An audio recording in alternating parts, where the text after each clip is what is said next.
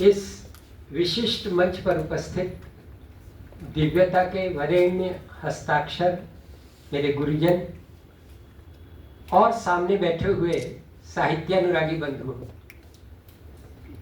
एक वाक्य कहना चाहता हूं। आज मकान बहुत बड़े हो गए हैं, इंसान छोटे रह गए, बाजार संवरते जा रहे हैं, परिवार बिखरते जा रहे हैं। कार हर दरवाजे के बाहर आकर खड़ी हो गई है, संस्कार हर आंगन से बाहर निकलकर जा रहे हैं। और ऐसे परिवेश में इस तरह के आयोजन, इनके पीछे संकल्प है, श्रद्धा है और हाशिए पर पहुंच गए साहित्य को शीर्षक बनाने का उपक्रम है। वो उपक्रम, वो संस्था, उससे जुड़े हुए सारे लोग और यहाँ सद्भाव के साथ समुपस्थित सज्जनों, आप सब हमारे हार्दिक प्रणाम के अधिकारी हैं। मैं आपको साधुवाद देता हूँ। श्रद्धेय शुक्ल जी ने एक बात उठाई। हमारे कुछ नामोवन समीक्षकों का ध्यान किस तरह भटका है, ये प्रश्न उन्होंने खड़ा किया। जिस वक्त वो बोल रहे थे, मुझे दुर्गा सप्तशती का एक श्लोक याद आ रहा था। संदर्भ दूसरा था, लेकिन उसे यहां भी प्रयुक्त किया जा सकता है। ऋषि कहता है राजा से, दिवांधाः प्राणिनः केचित्। कुछ प्राणी ऐसे होते हैं जो दिन में अंधे होते हैं, उन्हें दिखाई नहीं पड़ता। सूरज का इसमें कोई दोष नहीं है। दिवांधाः प्राणिनः केचित् रात्रावंधास्तथा परे। कुछ ऐसे हैं जिन्हें रात में नहीं दिखाई पड़ता। आप इसको समीक्षकों की विशिष्ट श्रेणियों के लिए उद्धृत पंक्तियां कह सकते हैं। दिवांधाः प्राणिनः केचित् केचित् रात्रावंधास्तथा परे। और जैसा कि एक पीड़ा व्यक्त हुई कि साहित्य की धारा में ही नहीं ली गई वो कविता जो छंद के आग्रह से बंधी है, तो उसके लिए ऋषि का शब्द है केचित् दिवा तथा रात्रौ प्राणिनः तुल्य दृष्टया। कुछ प्राणी ऐसे हैं जिनके लिए रात और दिन बराबर हैं, उन्हें कुछ दिखाई ही नहीं पड़ता। तो उनके प्रति सहानुभूति व्यक्त की जा सकती है, ईश्वर से प्रार्थना की जा सकती है कि उन्हें दृष्टि दान दे, लेकिन वो हमारे क्रोध के, आक्रोश के अधिकारी नहीं हैं, हमारी संवेदना के पात्र हैं। और जहां तक कविता की बात है, ठीक है कि समीक्षक उसका काम करते हैं, लेकिन सच्ची कविता समीक्षकों की बैसाखियों पर नहीं चलती। आज भी तुलसी, सूर, मीरा से लेकर हमारे आज के कवि नीरज तक के गीत श्रद्धेय दीक्षित जी भी गुनगुनाते हैं कभी अकेले में, और सड़क पर चलने वाला रिक्शे वाला भी गाता है। तो ये कविता के संदर्भ में मेरा विनम्र निवेदन है कि कविता आज एक जरूरी संकट से गुजर रही है। वो मैं श्रद्धेय की बात को आगे बढ़ाते हुए कह रहा हूं। आप जरा सोचिए, कुछ खास लोग यहां बैठे हुए हैं। हमारी युवा पीढ़ी सारे के सारे साहित्य से उदासीन चल रही है। सोचा है आपने ऐसा क्यों? आज उत्तर प्रदेश जो हिंदी भाषी क्षेत्र है, हम जब छोटे थे तो सारे विषयों की शिक्षा हिंदी में होती थी और अंग्रेजी को अलग से पढ़ाया जाता था एक विषय के रूप में। आज हमारा दुर्भाग्य है कि उत्तर प्रदेश जैसे हिंदी भाषी क्षेत्र में सारे के सारे विषयों की शिक्षा अंग्रेजी में होती है और हिंदी एक विषय के रूप में पढ़ाया जाता है। मेरे पड़ोस में रहने वाली 12वीं की छात्रा बच्ची कभी कभी पूछने के लिए आती है। मैंने उससे पूछा, तुम्हें बेटा कौन सा विषय सबसे कठिन लगता है? उसने कहा, सर हिंदी बहुत हार्ड है। और ये उस राज्य में हो रहा है जिसका शासन करने वाले लोग स्वयं को राष्ट्रवाद का नियंता घोषित कर रहे हैं। शिक्षा नीति एक कलम के नोक से बदल सकती है, एक निर्णय से, लेकिन आप देख ही रहे हैं जिन पर विश्वास किया गया है, 500 वर्षों की कहानी दोहराई गई है, उसके बाद जिसकी स्थापना की गई है, उसकी पीठ में छुरा भोगते हुए तथाकथित राम भक्तों को संकोच नहीं हुआ। उनमें से कोई मुसलमान नहीं था, सब हमारे समाज के थे। तो आज यहाँ से जो समय मिला है, मैं आक्रोश से भरा हुआ हूँ और मुझे लगता है कि कविता को दर्पण दिखाना चाहिए उन लोगों को जिनके हाथ में शक्ति है। हमारे पास तो केवल शब्द हैं, लेकिन जिनके हाथ में सत्ता की शक्ति है, वो जो जानबूझ करके अपराध कर रहे हैं और अपराधियों के संरक्षक बने हुए हैं, उन्हें वक्त माफ नहीं करेगा, कविता तो माफ कर ही नहीं सकती।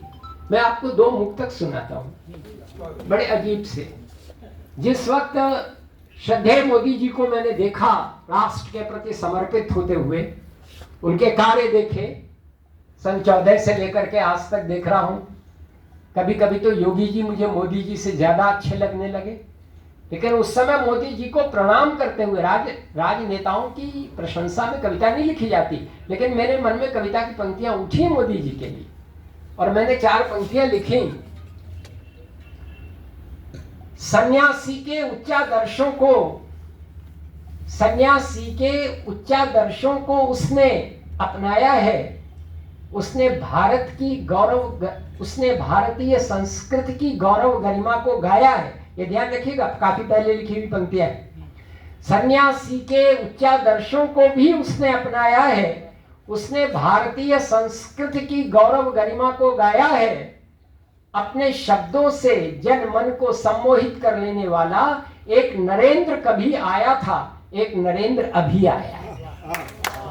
बहुत अच्छा लगा, तमाम लोगों ने प्रशंसा की, लेकिन अब क्या करूं? पिछले दिनों ऐसा लगा कि जैसे कलम विद्रोह कर रही है। उस व्यक्ति को प्रणाम किया है मैंने, आज भी प्यार करता हूं, लेकिन आज कलम मुझसे अलग होकर के कह रही है, कहां गई वो सिंह गर्जना मंगलकारी, 56 इंची सीने वाली वो खुददारी। कहां गई वो सिंह गर्जना मंगलकारी, 56 इंची सीने वाली वो खुददारी। चोरी हुई राम मंदिर में, पर तुम चुप हो, अभी तक कोई स्टेटमेंट नहीं। चोरी हुई राम मंदिर में, वो आज भी मुझे याद है जिस वक्त प्रतिष्ठा हुई थी, प्राण प्रतिष्ठा, मोदी जी का साष्टांग प्रणाम करता हुआ चित्र बहुत अच्छा अखबारों में प्रकाशित हुआ था। मैंने अपने घर में उसकी एक कटिंग लगा रखी थी, उसको पिछले दिनों हटा दिया है और ये पंक्तियां लिखी, चोरी हुई राम मंदिर में पर तुम चुप हो, धिक धिक धिक चोरों के पहरेदार पुजारी, धिक धिक धिक चोरों के पैरोकार पुजारी। जो गलत है उसको जब गलत नहीं कहती राजनीति, तो कविता की जिम्मेदारी हो जाती है कि वो कितना भी बड़ा व्यक्ति क्यों ना हो, उसके ऊपर प्रश्न चिन्ह उठाए।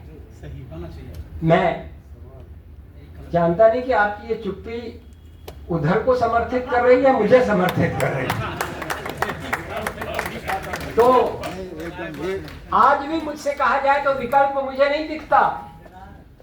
उनको क्रोध में रहने के बावजूद शायद मैं उन्हीं की तरफ जाऊंगा अंततः, क्योंकि विकल्प नहीं है हमारे पास। लेकिन हमें हक है कि हम उस व्यक्ति से कह सकें कि हमें तुमसे बहुत अपेक्षाएं हैं और किसी से अपेक्षा नहीं है, आपसे अपेक्षा है।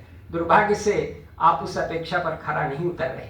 आइए कुछ कविता की पंक्तियां कहकर अपनी बात को, जैसा कि मुझे बताया गया है, समय सीमा।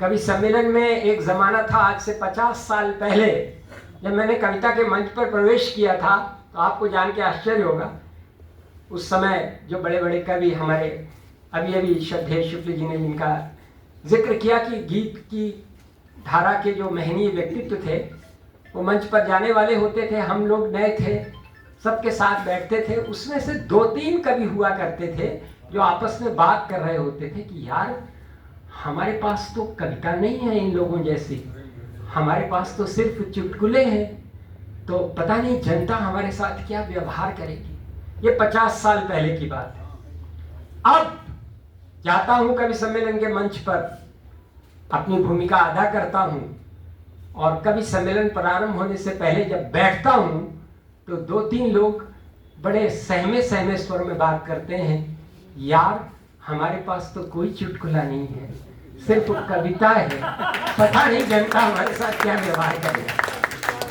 ये स्थिति हो गई।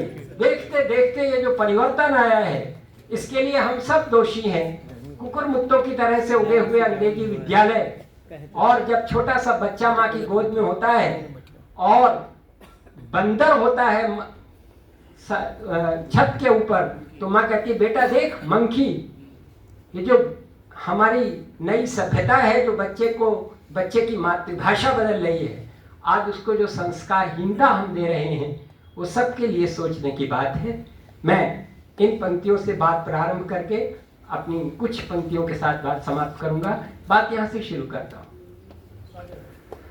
चंद आंसू, चंद आहें और कुछ गजलें, ये हमारी जिंदगी भर की कमाई है। चंद आंसू, चंद आहें और कुछ गजलें, ये हमारी जिंदगी भर की कमाई है।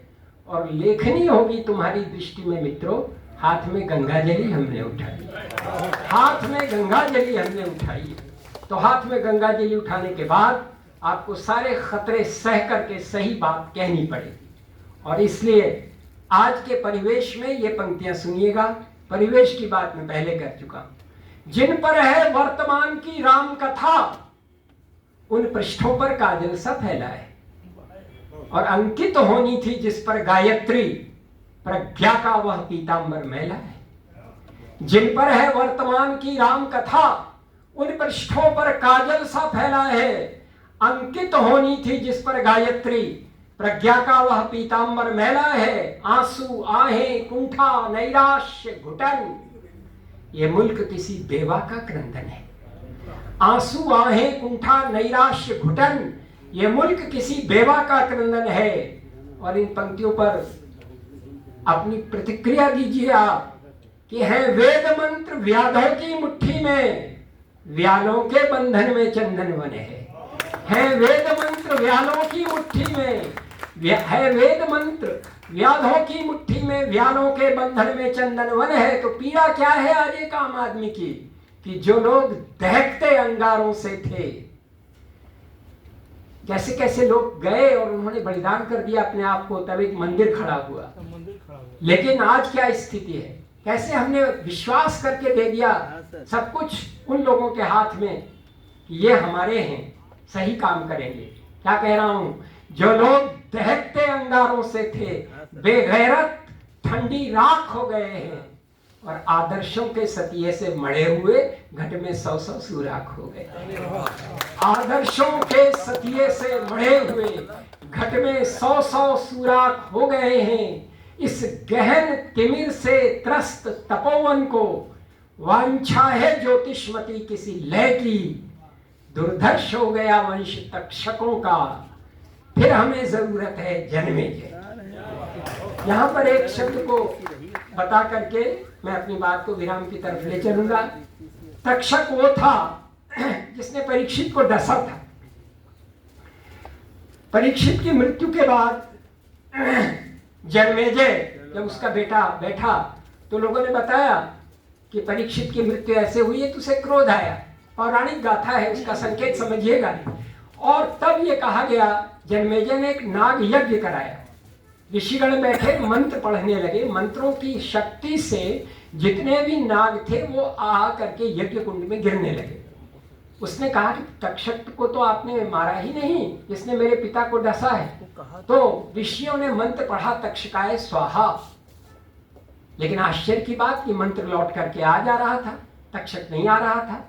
तो उन्होंने ध्यान लगा करके देखा तो पता चला कि वो तक्षक, इस समय के तक्षक कौन है बताने की जरूरत नहीं, वो तक्षक इंद्र के सिंहासन के पाए से लिपट गया था।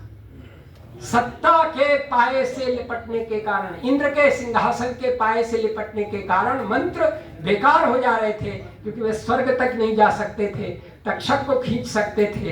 इंद्र का क्या करें?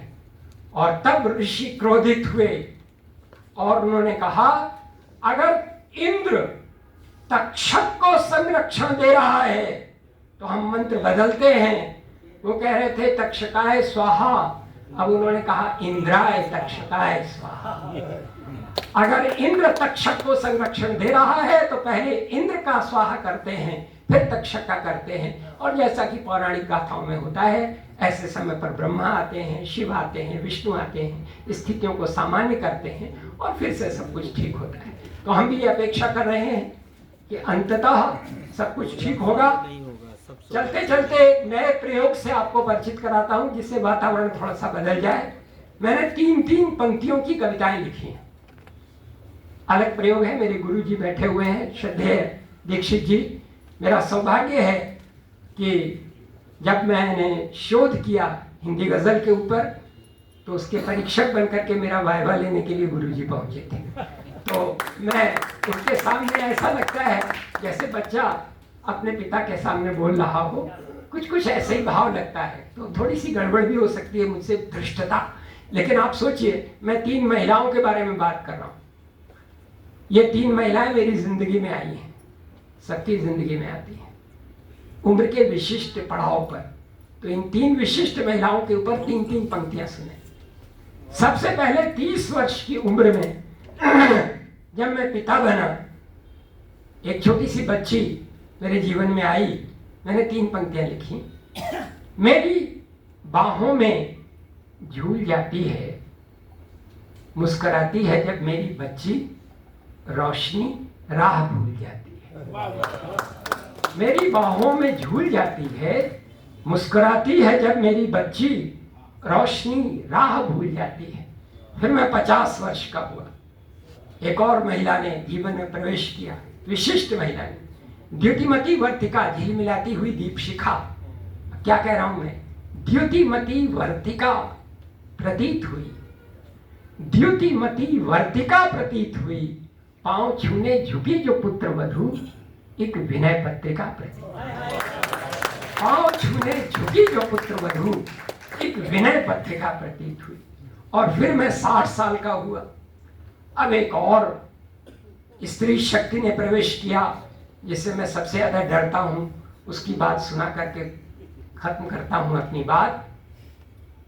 नन्हे हाथों से सर दबाती है, खुद समय से दवा खिलाती है। नन्हे हाथों से सर दबाती है, खुद समय से दवा खिलाती है। मेरी बेटी की बेटी मां बनकर वृद्ध नाना के पास आती है। वृद्ध नाना